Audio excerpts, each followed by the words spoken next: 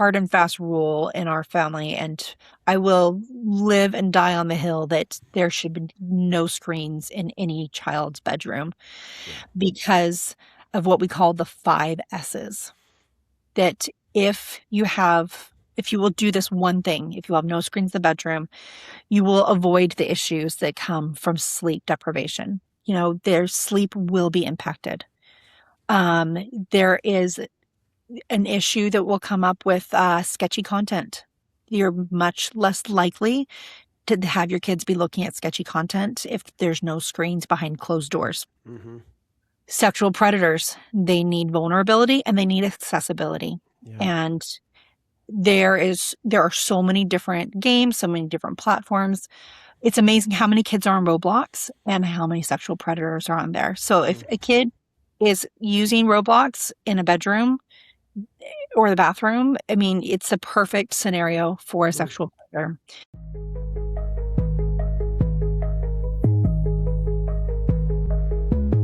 Welcome to Dedicated Joe, a podcast for men like me who want to get the most out of fatherhood. Because I discovered that being a dad can be more than just parenting or providing or surviving the chaos. Learn how I, every day, use being a dad to transform my identity and become the man I was meant to be. I'm your host, Joe Carr. Let's go.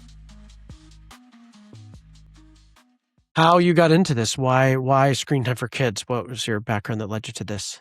I wanted to make sure that the decisions I was making for my kids were based on scientifically backed research as well. And so I did a deep dive because, we started Healthy Screen Habits in 2018. And it was in the years just before that Hillary, one of my fellow co-founders, she and I, our oldest boys were best friends. And so we were talking about, oh, what are you doing, man? What are you doing? That was kind of how Healthy Screen Habits started. It's, as we dug in and tried to figure out what was best for our kids, what was going to be guiding our choices as parents, we discovered that even with our professional backgrounds, it was really hard to find great information. And so we decided that we wanted to make it easier for other parents. And so that's how Healthy Screen Habits was born. First with just a website. And then we had people that say, hey, will you come talk to our church group? Will you come talk to our school? The principal at our kids' elementary school is like, hey, will you come talk to my staff and help us understand what's going on? And so that was kind of how we started doing speaking events. And then COVID hit and people needed guidance more than ever. And we weren't able to speak in person. So that was when we pivoted and started the Healthy Screen Habits podcast. And the goal there was to make just a library of the best information out there for parents, all things screen related. And so we're just wrapped up season 15 and there's over 200 episodes of great, like I said, scientifically backed recommendations for parents to say, I need help with this. And you can go search by topic or by keyword, or if you want to just binge it all, it's all there on our website or anywhere you find podcasts. But that was the goal, was to make life easier for other parents and hopefully be able to create an environment where our kids can grow up learning how to be the boss of technology, to not demonize it, but to teach them how to use it intentionally. So that way it can be a tool in their lives and something that they can use for good rather than being something that takes away from their ability to connect with other human beings. So or is the boss of them, like it controls them. How do we make sure we control it instead of it controlling us? Or rather the tech companies controlling our kids. Yeah. How to teach kids to discern. Yeah. That's great. What are some of the, so I love that you use science. I talk a lot about evidence-based and science approaches on the show. It's how we created our baby food and it's how we approach everything. It's just like, what does the data say? So what are some misconceptions? What are some things that parents tend to think are true that is actually not true objectively about screen time in kids? So one of my biggest misconceptions that parents have, and perhaps not misconception, but like the way of approaching it that I think is the biggest problem that parents are like, if I could tell parents anything in terms of how to approach it differently, I would say shift the way you're thinking about it from being me versus my kids to term instead looking at as me and my kids against the big tech companies Yeah. that are intentionally trying to design these platforms to drive a wedge and to make it so that we're not the boss of the screens in our lives. So I think that's one of the biggest misconceptions we have is that it's a me versus my kids, when in reality it's our family against the tech companies. Yeah, we want to teach our kids to be the boss of their device, not it boss them, or and you're saying not we boss them. So we're not trying to control our kid either. We don't want anybody to control them. We want them Well, to be free to make choices and know how to use well, tools. we want them to know that, to understand what's happening, that it's not a passive thing. Understand that there's designers out there, engineers out there and tech executives out there that are intentionally doing things to take as much of our time and as much of our attention as possible. They have the best experts on how our brains work and how our bodies work, our psychology and our physiology, and they hack that for their benefit. Mm-hmm. And so the more we understand about that, the more we can help our kids understand and help them team up with us that, the rules that we're setting, the family policies we're putting in place are not because I don't want you to have fun or I don't want you to be able to do this or do that, but it's because of these potential dangers that are out there. And my job as a parent is to love you and to protect you. And this is how I'm going to do it. And to empower you to know how to set your own limits and how to be free. You don't, because kids don't want to be controlled by anybody, us or screens. They're naturally freedom seeking. My daughter definitely is. So I had this conversation where I tried to explain all this content is created by these tech companies and their goals to make money, and they make it by the longer you're on, the more they make, and they show you ads and they condition you. She's had a little bit of a hard time fully understanding sort of the mechanics of that. She's like, okay, I get YouTube, I get Spotify videos, like I watch those unconsciously, they suck me in. But like Disney movies, like tell me how a Disney movie, is somehow manipulating me.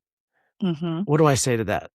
Well, I think that's where you say that there's kind of a spectrum of the different types of media that are out there, and those that are more damaging or less damaging, or that there's less risk or more risk. And so in your example of a Disney movie, that's something you pay to view, right? It's anything typically that you pay for, you are the consumer. Mm-hmm. Something that is a free service or a free product, whether it's like Fortnite or YouTube or, some of the other things you mentioned, where it's free, somebody has to be the product. Mm-hmm. It's like, so no longer are you the consumer, no longer are you the customer.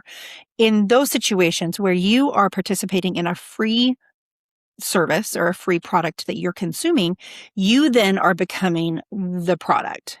So you are no longer the consumer, you are the product. And in whether it be through your time and attention, through advertising sales, whether it's collecting data on you, what you like, what you don't like, that then they sell on to advertising companies. Anytime that there's something free, it's not really free. And so we're the product because our data is collected and then sold, and so they're kind of using us. So that makes sense to me. Your daughter's smart that she realizes that there's times where it's not as much of a, I'm being manipulated.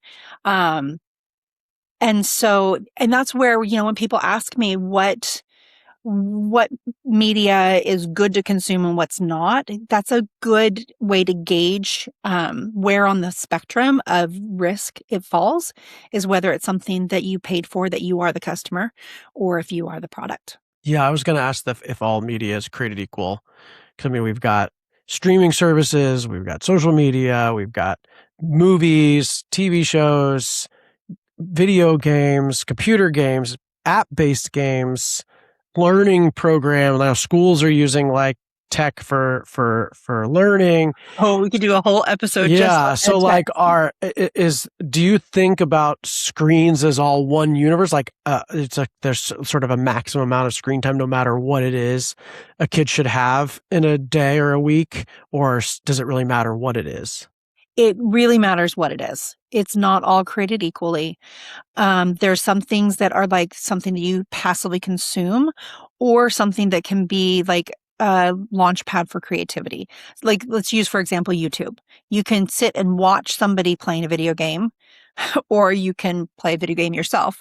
You know, there's pros and cons for both of those. But if my kid is going to be spending time on a screen, I'd much rather him be the one that is the agent making his own choices and doing something rather than watching somebody else do something. But even better than that, let's say he wanted to find out more about robotics, or he wanted to find out more about nature. I've got a 14-year-old son who loves snakes and loves all reptiles. And so YouTube can be a way to learn more about how to find different species, what species live in our area. And so in that way, it can be something that can be used to spur and use as a launch pad for creativity.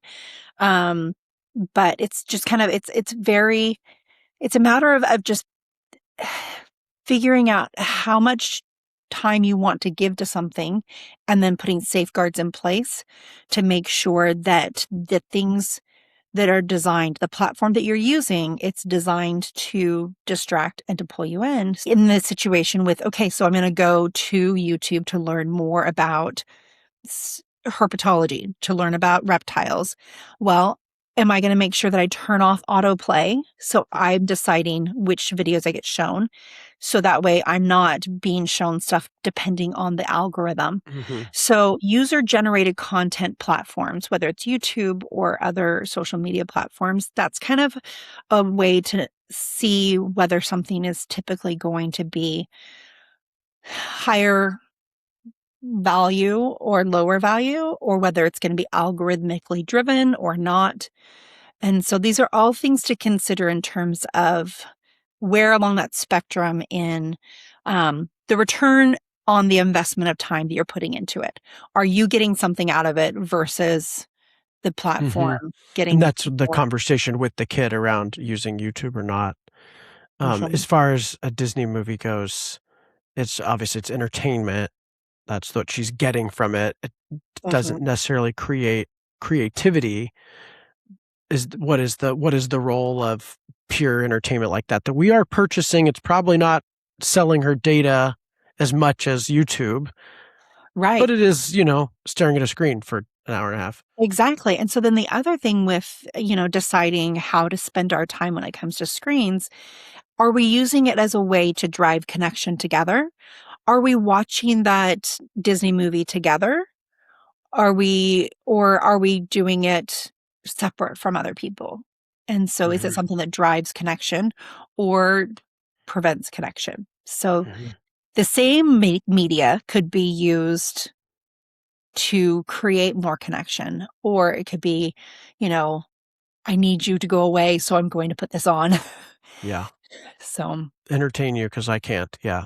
Where we end up using it a lot. When we talk to parents, the first thing we always tell them is, I don't want you to ever feel like this is a judgment zone or a shame zone, that there's things that we do because that's what we've got to do to make it through. I remember,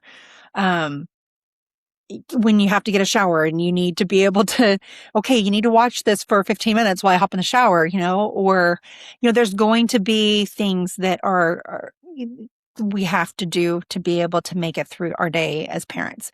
And so, but it's just a matter of keeping in mind good, better, and best, and understanding who's benefiting, whether you are the customer or whether you are the product. Yeah. So for aspirational, because like you said, well, all we can do is try. Does the data say that there's a certain amount of screen time a kid's? Is there a maximum per day?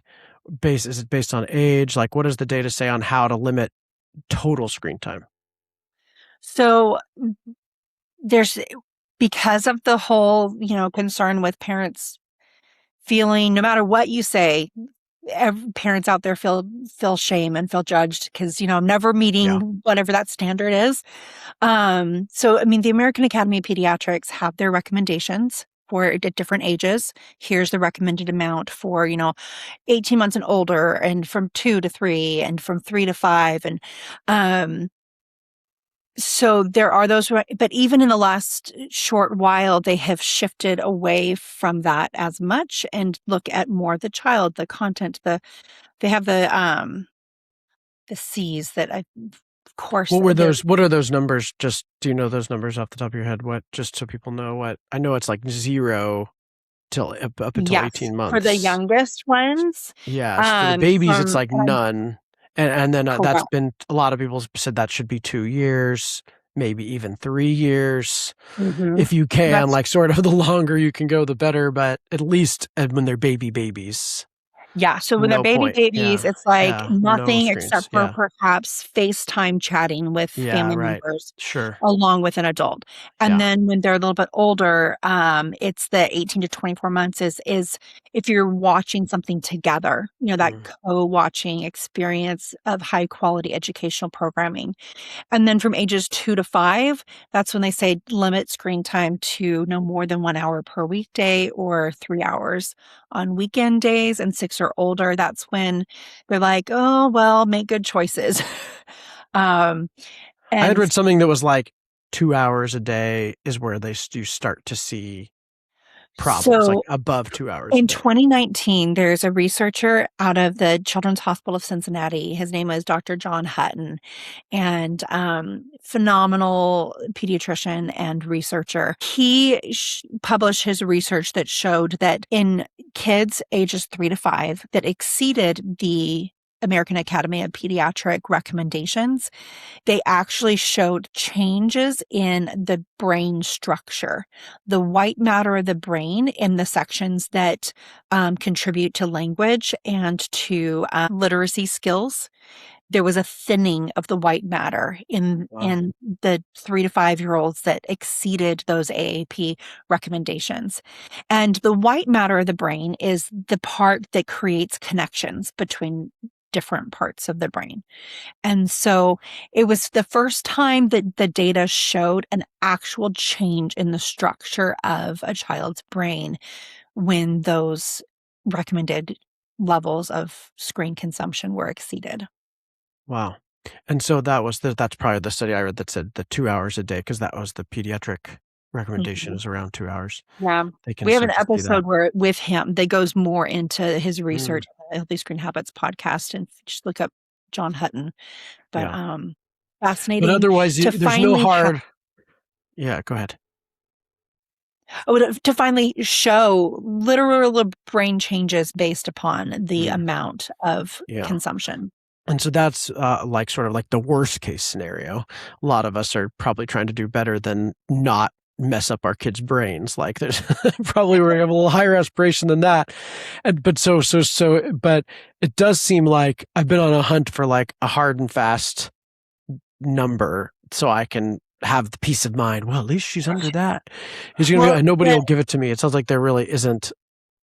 It's too nuanced to get to that. there's so much to it. I mean, it used to be that there was very much, okay, here's the number of minutes. Now it's much more of what is the content, like what is being viewed, whether it's being viewed together, and then also what is not happening because of that time spent viewing. The displacement of other activities is huge.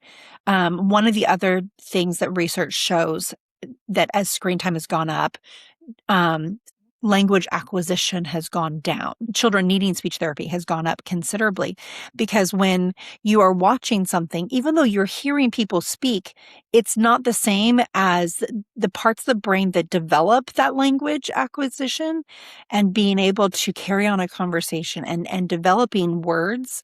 Um, that is damaged by not having somebody that you're talking to. So the more time you're spending on a device, you're not interacting with a human being. And so there's been a Mm-hmm. lot of research that has shown that impact, that negative impact.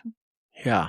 So it's kind of like we want to think about screen. I think it's easy to think about screens like sugar or like all things in moderation kind of thing, and like Mhm. how much should have. And with sugar and nutrition, there's a little bit more science around, like this is sort of the amount. You also sort of learn your kid and their metabolism, how much sugar before they go crazy versus how much can they have, and if they've had some protein first, does it matter? So I can sort of see the way we've taken it with our daughter on is she playing outside, is she like moving her body a lot, is her emotional state pretty stable, does she sleep well, Yes.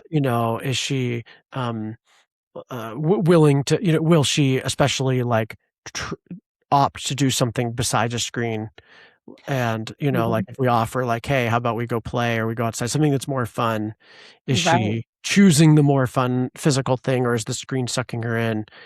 Yes. And those are all things I think we do really well. And but it's hard to, without the number, it's kind of like, but Yes. Well, there's still like harm happening. I like what you brought up about whether you're doing it like because she's upset, then you give her a screen. Mm. Are our kids learning to emotionally regulate without being screen dependent for that?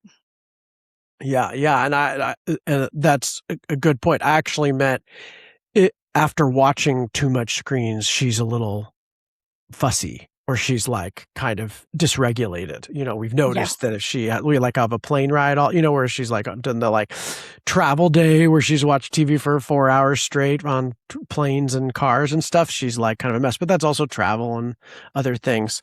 So we point that out to her, like, look how Hmm. this you feel when this happens. Well, and even it's good that you point that out to her and help her, connect those dots between when you are watching a lot of using screens a lot, how do you feel inside? We have this thing that we created for kids and for adults. Like the idea behind it is see how there's the different hearts. It's like Hmm, what's going to fill up your heart, that's and nice. It's then it gives cool. ideas of things that will actually make you feel good inside. Like these release chemicals in your body that help you feel better. And when we are watching a lot of screen based things, when we're utilizing things that release a whole lot of dopamine in our body, it actually leaves us feeling worse. And so a lot of times building that self-awareness, that body awareness that, okay, how do I feel when I've been using screens a lot? And then what can I do instead? And so then Yeah. hopefully as they get older and they're learning, okay, so I'm feeling really sad or I'm feeling really angry. What can I do instead? Because typically the first thing that tweens and teens turn to is technology because that's the easiest thing. And I'm going to say adults too.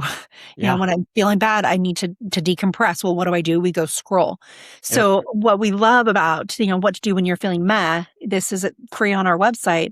It gives you a way to help teach your kids what to do instead, what to turn to instead, because Yeah. they're not necessarily learning this in the day to day. Then, when we were growing up, we'd go outside, we were angry, we'd go outside, we'd lay down on the grass and feel the grass underneath us or see the clouds, and we'd be able to have different things release in our body that'll help us feel better. Well, then the point is, you teach them on one side and this side has empty boxes where you can, okay, make Mm, their own plan. So then that way they are empowered to be able to, okay, so mm. next time I'm feeling poorly, this is what I can do instead. Hmm. And what you're showing us is a little worksheet that has hearts of different colors, a heart inside each heart. And it starts with when you're feeling meh. I Yeah. actually liked it. Could use that because she feels bored. It's like screens are a common, like, I'm bored. I want to watch TV because I'm bored. You're supposed to be entertaining me. I'm Hmm. bored. And like, I feel like screens have really robbed kids of boredom and how important boredom is for Yes. creativity. Yes. But I love that. It's like, well, let's look at the hearts then. What Yeah. are all the choices? There's things like like doing an act of service, being in nature, moving your body, doing arts and crafts. Those are, things that we often offer to her. And she's like, I don't want to do but like if she had in front of her, like, oh, there's 8 different choices here. Yeah. Like, you can't And tell me you're bored. Pick when one. they make it themselves, it's really empowering to be able to, you anticipate in the moment when you're not feeling those things. Okay, what would help me feel better? And then when you are, you've already made a plan. So that way you can Yeah. be empowered Yeah, to. I think that's a big thing we've learned about screens is the best way to limit screens is not to limit screens, but to invite access to so many other things. Yes. Like if you make it about the screen you're just giving the screen more energy and it's just this constant debate and argument Do and, not let it be the biggest, most important thing in the yeah, it room. becomes the drug that you're trying to use in moderation, which of course I have to do. I have to put limits on it myself. And, Mhm. like I figured that out. But like for her, like, yeah, there's so many other choices. And it's like, okay, we just make other offers. We have a resource rich environment, which is more work for me. It's easy for me to let her watch TV, Yes. especially. And it's easy to get sucked into the debate. Well, why can't I? What's wrong with just another 30 minutes? And it's like, and I can't really come up with a good argument why this 30 minutes today, right now, would be a bad thing. Do you want But me if we to? zoom out and say, yeah, it's not that it's about this 30 more minutes. It's about what was going to fill your heart and what are Mhm. you learning from it? Yes. And then, one thing that you can share with her when, why not that extra 30 minutes? Well, the more time you're spending doing that, the more your brain will crave it. And Mm, it'll make it harder for these other activities to become as interesting to you. With my kids, I try to explain to them the difference between low dopamine activities and high dopamine producing activities. And the more time you spend in those high dopamine producing activities, the harder it is to be entertained and to desire to crave those lower dopamine activities. yeah. That's a Yeah, me real too. simplification of it, but the science of it. But It's how they control you. So for my freedom loving daughter, I can say this is the mechanism. Like even a Disney movie is stimulating that dopamine, is making you want more of yeah, itself yeah, your versus these brain's other going to things. crave that more than it's going to crave. It takes more work to read a book and to Yeah. you wait till the next page and to put the work in, but it's something that's better for your brain. Right. And or your heart in this case, if we're filling hearts, which is, very rare that a screen's going to fill your heart compared to the list of other things. Yeah, we try to give her a lot of freedom, a lot of choice. At one point, I discovered that it basically had no rules except for sugar and screens. Like that was the only rules we actually had in our house. So when I learned about this sort of free kid movement where there's no rules and you let the kids kind of create their own rules, I'm like, okay, we're ahead of most families. So I went to my wife. I said, let's just give it an experiment. Saying that no longer is there a rule around sugar and screens, but there are mutually agreed upon boundaries that she creates for herself. And Mhm. she was very, very rational about it. We started with treats, and she thought 5 treats a day was a good amount, maximum, spread out. And we only have low sugar treats anyway. So it's not like 5 Snickers bars, or this is like Smart Sweets Right. or Unreal chocolate. There's like a couple of grams of sugar most.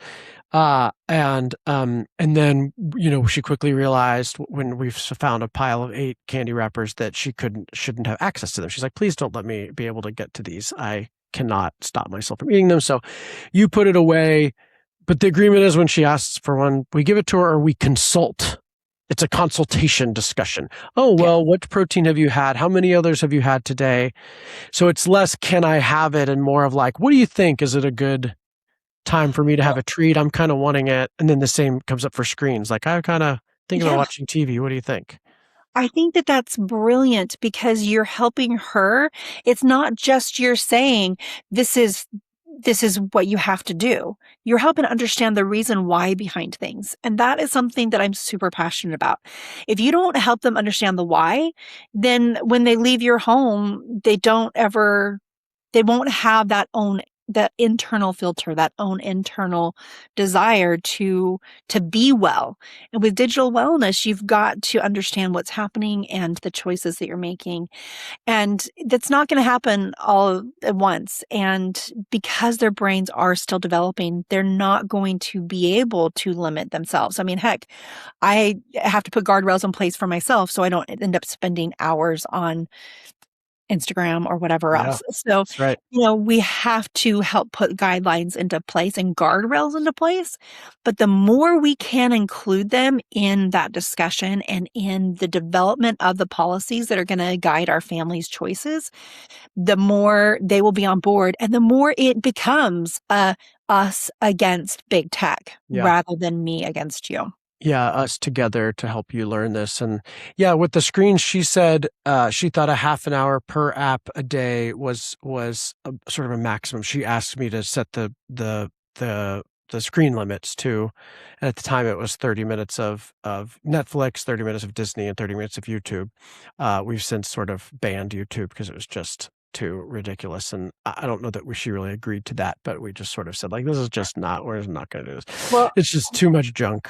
there are going to be times where it's not a democracy, it is a Yeah. benevolent dictatorship. Uh-huh. And but having the discussion and having the collaboration Yeah. goes a long way. Yeah, and I So think, yeah, the user generated, the she's the product thing, I think was intuitive for us and also her.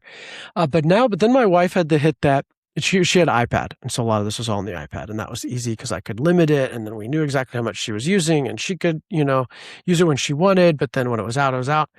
But my wife had this hit that she shouldn't be on the iPad, that there's something so private and closed off and addictive about the iPad that she said I'd rather her use the TV and not have the screen limits. But it's also easier for us to see how much she's doing because it's very loud if she's got the TV on. And so we moved to the TV and it seemed to it does seem to work. Like it's less compulsive for her. you have a smart wife. What do you think about that? Is she right about that? Is there data on that? There is, and the sometimes the data it's called big screen viewing versus little screen viewing.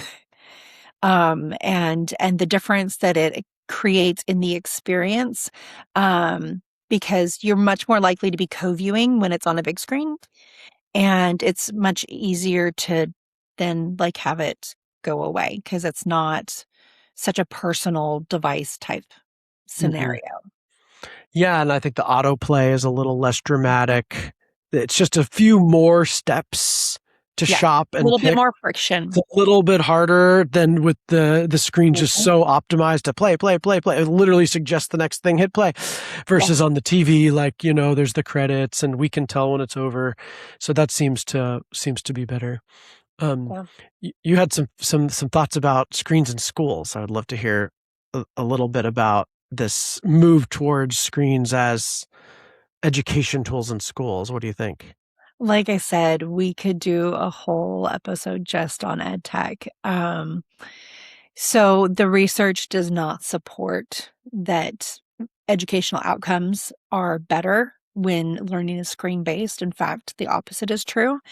And that the one-to-one device introduction in schools was driven not by evidence that showed that there was better outcomes. Um, it Anecdotally with my own kids, as well as what data shows and different Emily Churkin is an incredible proponent. She has taken on the fight more than most anyone else I know. Um, and then there's some people that it's been in the news a lot more recently, which is really good because we need to get back to actually learning without it all being. It's literally all in some school districts and in my kids' experience, everything is based via Canvas, which is run by the company Instructure, or there's IXL. There's all these different ed tech companies that have taken over our educational Wow. And if the system. data says support, if the data says it's not good, why would schools do it? So a while back, it was very much related to if you had one-to-one devices in your district, you were considered to be on the cutting edge of technology. And so the cutting edge of education. So therefore my kid's going to get a better educational experience. And then so school districts actually use that as a selling point of, It's oh, like a we are parent perception, like parent they were perception. Yeah. selling it to parents that this is Yes. better, even though the data didn't show that it was. Parents thought it was, and so they're like, "Okay, Mhm. well, parents think it is, and Well, we and there want kids wasn't to come enough here." years to show like They there's didn't know whether it was or declining. not. I see. Yeah. Yeah. And now So and then they get so integrated that even though the data says it's not good, now it'd be too disruptive to take it away. that's what many are saying. So, but there's been enough of an uproar recently, and like Sweden has gone completely, like they had gone completely to digital learning, and now because they've seen that it's not effective, they are now going back to paper and pencil. It's amazing. And so, Texas just banned phones in schools, much to the tweens' dismay. yeah, Uh, yeah, so, there's that's a been a step, and lot. they are taking on the tech in schools, which is a much harder battle. Like getting the third-party phones out wasn't as hard Mhm. because there's so much risk from those because the school doesn't control them, but because the schools control the iPads, and they were all free. And I mean, there's a reason these tech companies are giving free iPads to your kids. I mean, that already should be like, who benefits from that? Are you all, Once again, you're yeah, once benevolent again, here? not free, Don't think not free. so.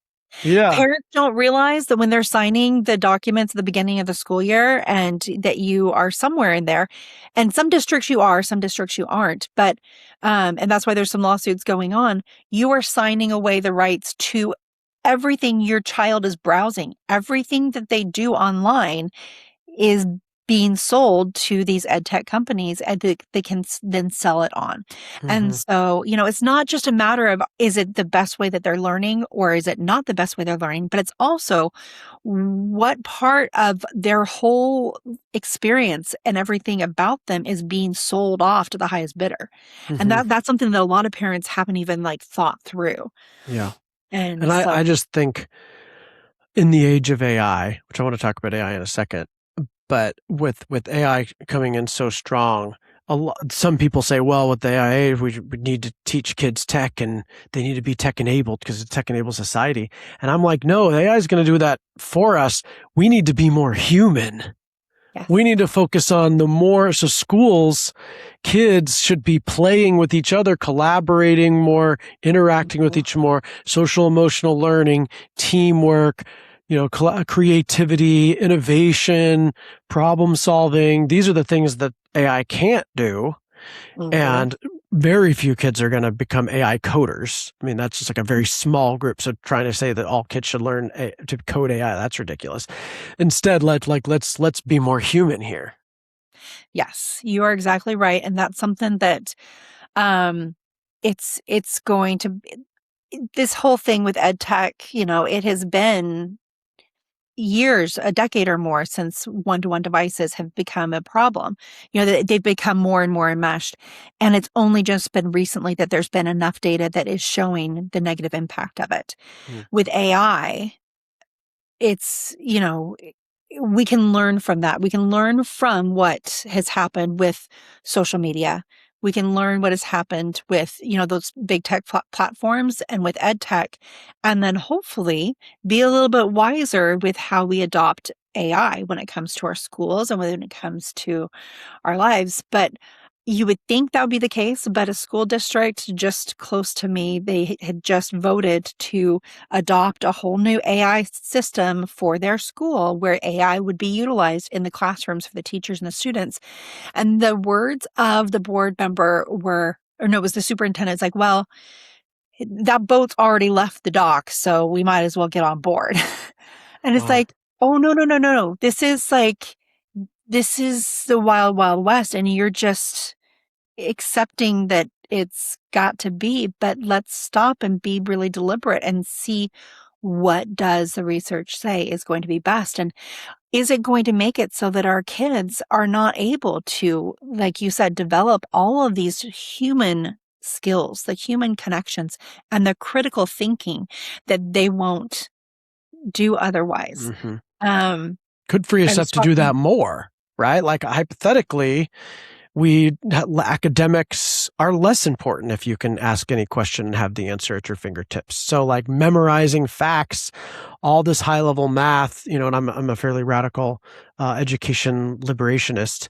To me, like the best thing that kids can be learning is how to relate to each other, how to understand their feelings, how to understand their bodies, how to grow their interests, how to be yes, creative.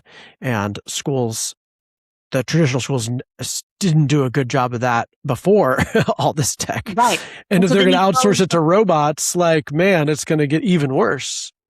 I had a school librarian that came to one of my presentations recently, and she's like, no joke. I was in a classroom with an elementary school student, and they came in, and I was asking them, what sort of books are you interested in? And I can give you some recommendations. And they're like, oh, it's okay. I'll just Google it up. And she's like, I was here as a real life librarian, but they'd rather ask that there was a website that this kid knew of where you could ask an AI librarian. And she's like, I'm right here. Mm, I'm right here. yeah. Missed out on So that connection opportunity. yeah. And Yeah. that's one of the things that um being able to have in our real life interactions with people is vital for our with child development, with our, growing as a human. And um that's the next step that we're going to see. Our taking our time and attention is what we call the attention economy. Attention economy is what social media so far has how they profit from our time and from our focus. The next step is going to be the attachment economy, where they profit from hacking our need for attachment. And Mm, whether that be through chatbots or whether that be through AI librarians, whether it be from outsourcing that ability to connect with other human beings with connecting with AI, that's the next way that they're going to profit. And so mm. if we can anticipate that and help our kids anticipate it and fight against it, They're that's going to, how, yeah, mimic that need for connection and belonging yeah, that, of course, they helped create the vacuum of. yeah, And exactly. now, Like, but oh, you're now, feeling lonely? now We sell start it back to chatbot. us. Yeah. Oh Yeah. man. Yeah, that's brutal. Yeah. I So can see that attention happening already. economy, attachment economy. You heard it Yeah. here All and right. just wait. So Right. Yeah, it's already happening with, like the AI girlfriends yes. and I mean social media already was already sort of that, but at least there were mostly real people on the other side. Mhm. There's a screen in between, but at least there were people you were connecting with, and now literally that could all be faked. So I mean I Absolutely. definitely when chat tells me how great a question that was, You I get that little feel the dopamine hit. dopamine. Yes, I feel like Yeah. thank you. That was a good question. And I'm like, well, First, that we'll ask you works. another question. Yeah, I like think I would go. How other great questions could I ask you? So yeah, it's pretty scary. So, yeah. Any other advice for parents? Trying to figure this out with their kids. What do you have for them? Um, well, so that's kind of been our whole thing. Okay, what can we do to support parents, right? So, one of the first things we developed was our family technology plan. Oh, cool. And on our website, you can download for free. It's a one page, front and back, 7 steps. Where, earlier when we were talking about the importance of deciding together, including your children in the discussion as far as, hey, well, what do we want technologies to look like in our home? What do we, what devices do we want to allow? What are going to be our tech free times? What are going to be our tech free places in our family? What apps are going to be allowed? How are we going to monitor it? How are we going to use technology for good? All of those are part of developing a family technology plan where you are intentionally deciding the role that technology will play in our Mm, family. love that. And I'm gonna print that so- right after this. We're gonna do it. yeah, Yeah. So this is something that we wanted to make it so that it was available for families when they're like, okay, I know I need to do something, but I don't know where to start. That they could download it for free off of our website at healthyscreenhabits.org and have the information to know where to begin. Mm-hmm. And over the years, we realized that as crazy as life is, this was, even though it was one page, it was too much. Sometimes families just don't have the bandwidth Mm. that's too much of a resistance. The entry into that was too hard. So then we narrowed it down and we were like, okay, so our name is Healthy Screen Habits. What habits do we recommend that could solve most of the challenges that parents face, that families face as we try to navigate this world that is so screen saturated?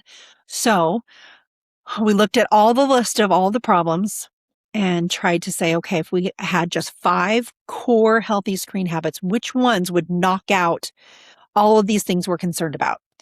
And so we narrowed it down to the 5 core habits, Okay. which is another free downloadable infographic. You can download, put it on your fridge. And, maybe you only have the bandwidth to start off with one of them. And maybe you pick one per month that you're going to start off trying to integrate and Mm-hmm. make your own family's healthy screen habit. Great. And then just like, you know what, over time, get to where all 5 are what you decide are your family policies when it comes to the relationship you Mm-hmm. want to have. So, Yeah, read them to me here. Yeah, what are these? What okay. are the 5? So, Yeah. well, and here's something that as we figure this out, we're like, okay, so what can make this even easier for parents? Well, if your kids have a workbook that's full Ooh, of great pictures cool. and colorful graphics Oh, I love that that. help to teach these 5 core habits Oh, nice. and teach the She loves why behind workbooks. it. Yeah. So that's all of the things I'm going to tell you about, the 5 core habits. This workbook that's available on Amazon, because we're like, how can we make it as easy as possible for parents? It will help you to be able to teach your kids this. There's even a little thing that's a letter to parents how to use it. There's questions at the end of each of the short chapters to like Hmm. discuss things, and it opens up conversation in a way that you may not know where to begin and Can I how to get do it. the digital version on the iPad? Just kidding. Just kidding. Actually, no. Just kidding. It's a Well, real book with a real pen. Yeah, it's great. when we were trying to figure out what we were going to do, we actually thought about, do we make it an online course? Yeah. But we're like, no, it needs to be something physical that The it whole can sit point. in Get their off the room screen. and Yes. right. Yeah. So, Love that. okay. Okay, so the 5 So healthy habits. screen habit number 1 is give your phone a bedtime. And, it could be give your screen a bedtime, whatever, depending on your age group. A lot of the times I'm using this with either elementary or middle school or high school students. So with younger kids, maybe that, we're talking about the screen of being the TV, or if an iPad is the choice of that family, what time is that going to go away? Great. Yeah, I try to do an hour before bed is my goal. Mm-hmm. I don't succeed. And I try to do an hour before bed and a half hour before I wake up. I charge my phone in another room, like not by my bed. My wife smart. does not do this. She's on her phone until she's going to sleep. And but for her, it's like she's mostly like getting information out of her head, putting stuff in to-do lists. It's just her style. Using it as a tool. Yeah, and she doesn't look at it much in the morning. Though. She doesn't even know where it is in the morning. But like I'm like chomping at the bit in the morning, but it's easier for me to put it away at night. So different people, but yeah, that's great. Yeah. But the key is whatever it is make sure that you're the boss of it. Pick a time. Yeah, circadian rhythms, they really affect circadian rhythms. So for sleep, and most parents Absolutely. are sleep deprived. So if you're sleep deprived and you're on your screen up until bedtime, like that's, not a good plan. You're not going to sleep as well. Yeah, it's just And gonna, in fact, you won't sleep as much either because, when I go into middle schools, I'll ask them, I'm like, what do you think you're the boss of your phone or you're the phone is the boss of you? Almost universally, they will say, absolutely, it's the boss of me. Wow. And when I ask them, which one of these 5 core habits do you think would make a big difference in your life? It's amazing how many say this one. Oh, if I just gave my phone a bedtime, then I'm like, well, what sort of difference would that make? They're like, well, I would sleep more. They're like, if I put it away at a certain time, I would probably spend more time with my family. I will never forget this girl. She's like, I really love drawing, but I'm always on my phone instead. So if I gave my phone at bedtime, I'd probably spend more time Mm, drawing. it's So nice. it's those She would comments love where, it if we did that. She would be that for us. She'd be like, "You need to put your phone. You're putting me to bed at time. Like you need to put your phone away." So she would help them regulate us in that one. So that's Mhm. great. Awesome. All right, here's number two. Number two is every time you pick up your device, ask yourself two questions. First one, what's my purpose? And the second one, how long should it take me? Hmm. So I don't know about you, but whenever I pick it up, I a lot of times will forget what I started off to do. Yeah. So by intentionally asking that question, what's my purpose? It shifts the way I'm thinking about it. And I have to be like really honest with myself. Okay, what this is, I'm using it as a tool. What's my purpose? That purpose may be I am so stressed out right now. I just want to watch 15 minutes of cute little otter videos. That might be my purpose. But Yeah, but it's whatever it is, intentional. it's intentional. Yeah. I realized I let it tell me what to do, right? I'm like, I don't have a purpose. I have just empty time. So I'm going to ask my phone what I should spend my time doing, Mhm. basically. And then I look around for apps to give me something to do, threads to Yeah. catch up on, whatever. And I'm just sort of It will always compulsively provide you with clicking. things to do. Yeah. And When then really the I next should be question is still how and should say, it what do take? I want to do? What is my desire Yes. right now? What do I want? And is that the phone? If it does involve the phone, okay, cool. But get it done and put it down. Mhm. That's good. Yeah. Yeah. And the second question does that also. It's like, how long should it take me? Yeah. And Uh-huh. I oftentimes, all you have to do is say, hey, I'm not going to say it now because my computer will turn me off, but it says like, hey, so and so, whether it be Google or the magical word for controlling your phone, set a timer for this many Mm, minutes. yes. And then it's a simple way to very quickly put a guardrail in place. And then it This goes is off. what I'm And going to do. This is if you how need long. five more, say, give me five more, but you're timing it Exactly. every single time. Yeah. Wow, Creating that's some ambitious. friction. I can't imagine doing that every time I use my phone, but it is like a great practice. Like Yeah. yeah, that's And great. what's really fun is that when you do this as a family, as these are your family's core healthy screen habits, it's really fun to then give your kid permission to be like, "Hey, mom, what's your purpose?"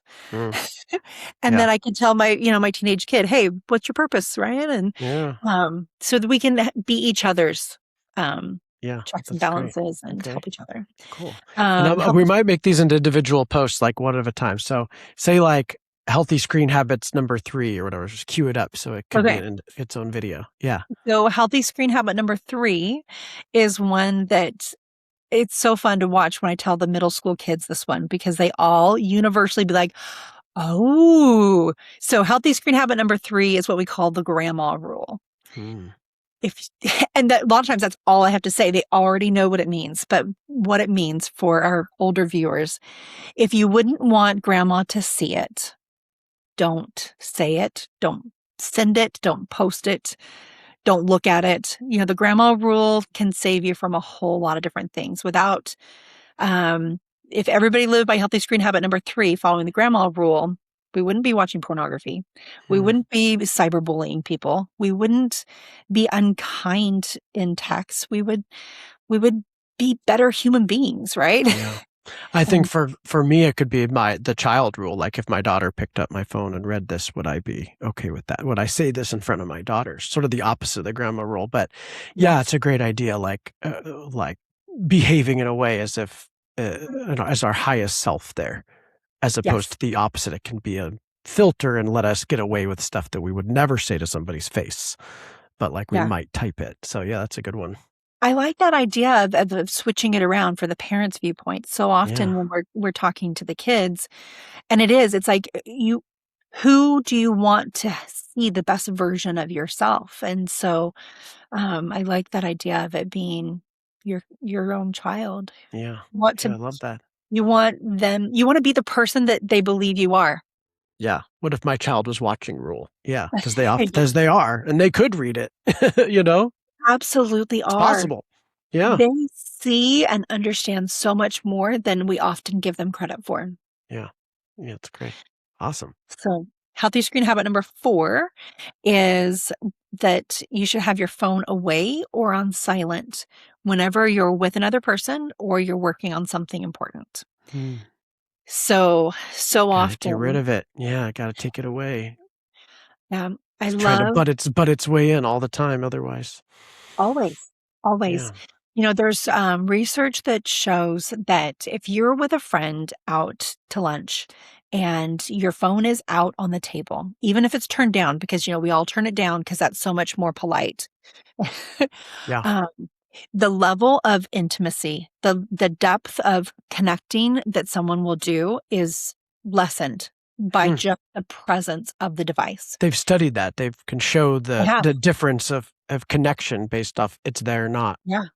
Huh. Yeah. Because the idea is that if it is out, subconsciously or consciously, the other person knows that the person you're talking to is only one ding, one notification away from no longer being accessible to you. So you're not going to open up at the same level if you feel like they are not really all Hmm. in there for you. Yeah. So, We took my Tesla to dinner on a date with my wife, and as we were about 5 minutes from home, I realized I didn't have the Tesla key, the key card, because I used my phone.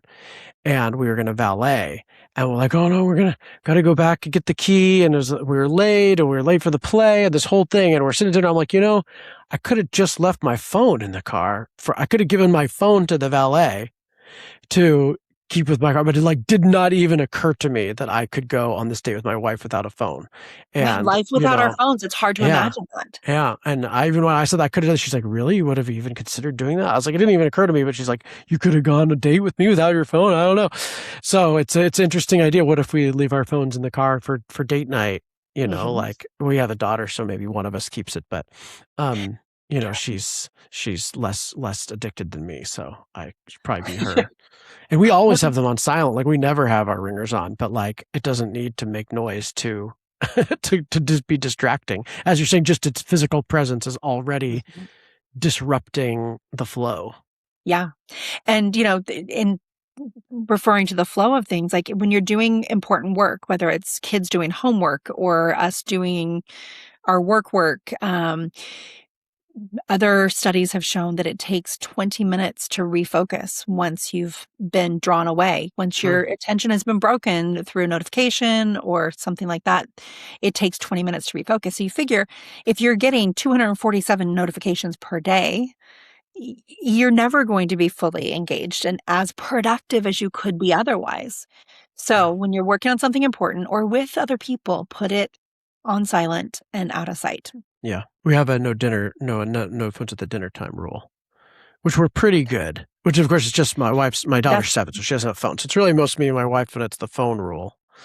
And Well, and but that's the thing. occasionally the Like you iPad. guys are creating a family culture, and you are so wise to be doing it now when your daughter is younger, because she will grow up that's just the way that you do things in your family, Yeah. and it'll be much easier than trying to spring it later on. A lot of times, parents will be like, "Is it too late?" We have the ship's already left the dock. It's too late. It's never too late. Mm-mm. It's just a little bit harder, but it's worth the hard. Yeah. It's great.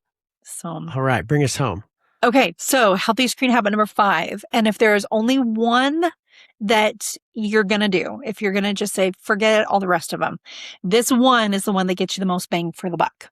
So this is no phones in the bedrooms or bathrooms. And I'm going to on the handout that you can download from the website, it says no phones, but no screens in the bedrooms or bathrooms. Wow. And It's a what are good your one. thoughts on that? I'm imagining putting a little phone holder magnet outside the bathrooms when I go, and I have to Mhm. clip it up there and Yeah. before I go in. But yeah, I have had noticed that one, um, that the tendency to get distracted there, and I try to replace it with gratitudes. Okay. I try to say gratitudes while I'm going to the bathroom. That's I don't always do it, but if I'm on my phone, it will not happen. But if it's Oh, good in the morning, like I said, I try not to get it for a half hour in the morning. So, I have to pass by the room the phone's in to go to the bathroom. So I oftentimes don't have it, and it's nice, but that's just the morning time, so it'd be interesting to experiment other Yeah. times. And for her, yeah, taking the iPad out of it because she does not have a TV in her bedroom, so the only time she'd ever be in there is on the iPad, which we've tried to limit. So Hmm. yeah, I like that one. Yeah, Yeah. no phone in the bedroom, and no phone in the bedroom, that'd be huge, especially for my wife. So we'll have to see what she thinks of that. Well, and if with every family, it's going to be a decision that that family makes together. Yeah. And it may be that the parents don't necessarily have the same rules that the kids do, but it's a hard and fast rule in our family. And I will live and die on the hill that there should be no screens in any child's bedroom Yeah. because of what we call the five S's. That if you will do this one thing, if you have no screens in the bedroom, you will avoid the issues that come from sleep deprivation. Their sleep will be impacted. Um, there is an issue that will come up with sketchy content. You're much less likely to have your kids be looking at sketchy content if there's no screens behind closed doors. Mhm. Sexual predators, they need vulnerability and they need accessibility. Yeah. And there are so many different games, so many different platforms.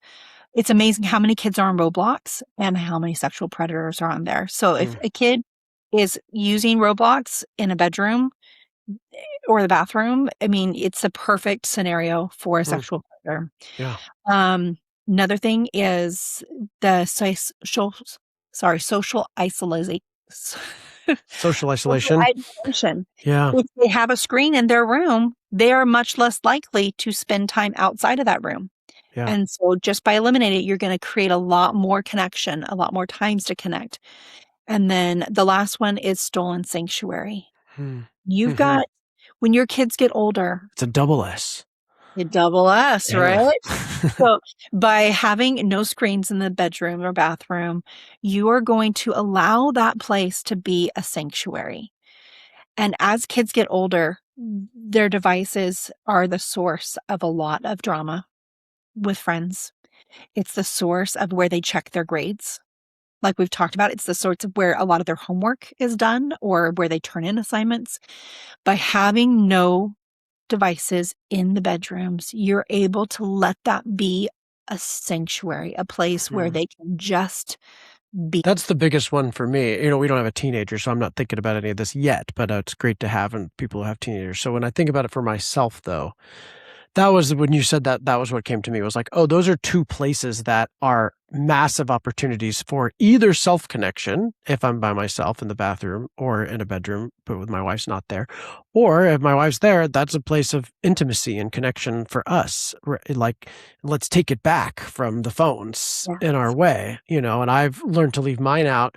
She still has hers, so we'll have to discuss that more about what that means. And I could probably be more vulnerable about its impact on me. But that's like, yeah, it's like the need for sleep, the need for space, the need for those are two S's for you. The need for like self connection. There's a third S. I'll come up with five for grown-ups for you and get that back Okay, to sounds good. you. So, But like, yeah, it's sad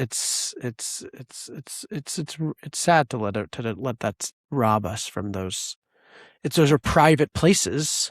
Why wouldn't they be private from tech companies? We're not going to let our guests in the bathroom with us. Why would we let big tech, mhm, or in our beds? Yeah, right. it's a good question.